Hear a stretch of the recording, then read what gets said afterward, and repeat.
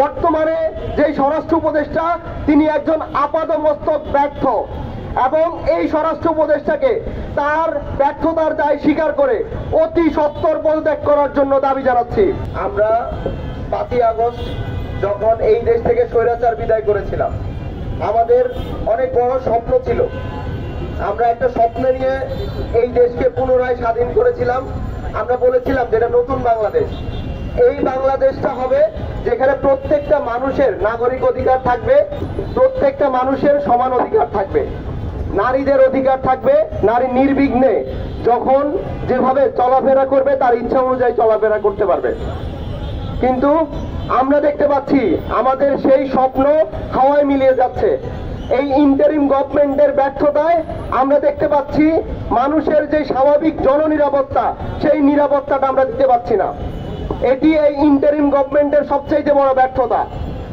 বাংলাদেশের মানুষ শাসনকর্তাকে তার থেকে বেশি বাংলাদেশের মানুষের জন্য এটা গুরুত্বপূর্ণ যে সে ঠিকভাবে চলাচল করতে পারছে কিনা, তার নিরাপত্তাগুলো নিশ্চিত করতে পারছে কিনা। কিন্তু আমরা দেখতে পাচ্ছি এই ইন্টারিম গভর্নমেন্টের সময়ে যে পুলিশ প্রশাসন থেকে শুরু করে প্রত্যেকটা সেক্টর ভেঙে পড়েছে। নিরাপত্তার কোনো বালাই নাই, নারীরা নিরাপত্তা বোধ করছে না, নিরাপদ বোধ করছে না তারা। আমরা দেখতে পাচ্ছি যে ধর্ষণ এখন একদম কমন একটি ঘটনায় পরিণত হয়েছে। এখন পর্যন্ত আমরা দেখি নাই এই ধর্ষণগুলোর সাথে যারা জড়িত তাদেরকে গ্রেপ্তার করা হচ্ছে কিংবা হচ্ছে ইন্টারিম গভর্নমেন্ট থেকে বড় কোনো পদক্ষেপ নেওয়া হচ্ছে। আমরা প্রথম থেকেই দাবি করে এসেছি বর্তমানে যে স্বরাষ্ট্র উপদেষ্টা তিনি একজন আপাদমস্তক ব্যর্থ এবং এই স্বরাষ্ট্র উপদেষ্টাকে তার ব্যর্থতার দায় স্বীকার করে অতি সত্বর পদত্যাগ করার জন্য দাবি জানাচ্ছি। এই উপদেষ্টার সময়ে বাংলাদেশের নারী পুরুষ কোন নাগরিক নিরাপদ বোধ করতে পারে না।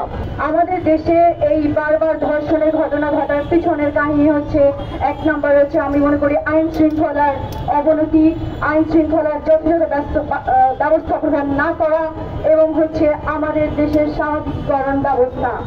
সামাজিকীকরণ ব্যবস্থা এর মানে হচ্ছে যখনই কোনো একটা মেয়ে ধর্ষণ হচ্ছে আপনি দেখতে যাচ্ছেন মেয়েটা কি মাথায় হিজাব পরা ছিল নাকি চুল খোলা ছিল, সে দেখতে কেমন ছিল, সে কি অন্যের উৎকৃষ্ট মানের খাবার হিসাবে হেঁটে যাচ্ছিল নাকি তার উদ্দেশ্য কি ছিল। কিন্তু তার চরিত্র নিয়ে তার পরিবার নিয়ে আপনারা চুলচেরা আলাপন করেন, কিন্তু সেখানে আলোচনায় আসে না ধর্ষকের বর্ণনা কি, ধর্ষকের বিস্তারিত কি, তার পরিবারের বিস্তারিত কি। এই যে আমাদের সামাজিকীকরণের অবস্থা, এই যে কোনো কিছু ঘটতেই নারীর চরিত্র নিয়ে ঘটনা, সেটা যদি হয় এই যে সাকিব আপনাদের সুপারস্টার সাকিব বিয়ে করেছে সে বারবার, কিন্তু চরিত্র নিয়ে আসতেছেন আপনারা গুগলি আর ভবিষ্যতে। তো প্রতিটা ক্ষেত্রে আমরা দেখছি নারীর চরিত্র নিয়ে কথা হচ্ছে। এই যে নারীকে কিছু হলে ট্যাগিং করা, এই ট্যাগিং এর সংস্কৃতি হচ্ছে ধর্ষককে ধর্ষণের জন্য অনুপ্রেরণা দেয়, উৎসাহ দেয় এবং বিচারহীনতা ও টাকার মাধ্যমে এবং ক্ষমতার মাধ্যমে বিচার থেকে বের হয়ে আসা তাদেরকে বারবার একই অপরাধে উদ্বুদ্ধ করে।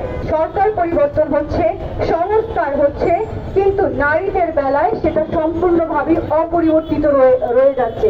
এর কারণ কি?